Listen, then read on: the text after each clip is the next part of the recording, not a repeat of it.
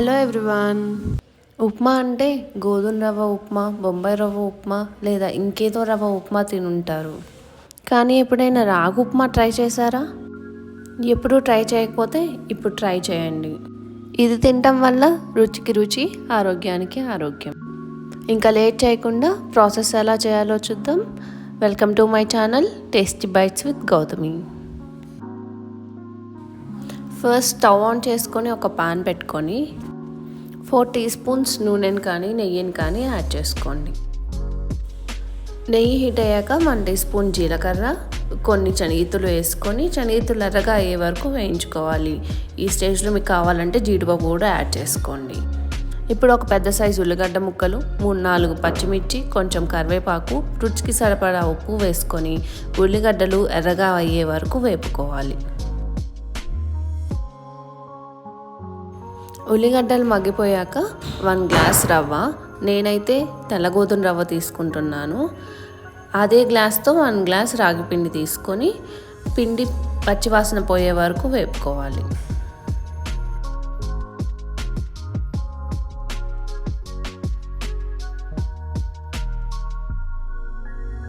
రవ్వ మొత్తం ఎర్రగా వేగిపోయాక ఒక గ్లాస్కి 3 గ్లాసులు వాటర్ యాడ్ చేసుకోవాలి.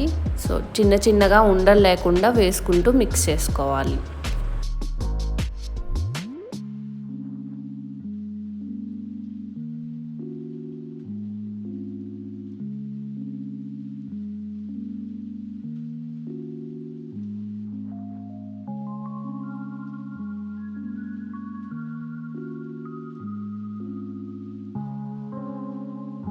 ఈ ప్రాసెస్ అంతా కంప్లీట్ అయ్యే వరకు ఆపకుండా మిక్స్ చేస్తూనే ఉండాలండి, లేదంటే రాగిపిండి ఉండలు కట్టే ఛాన్స్ ఉంది.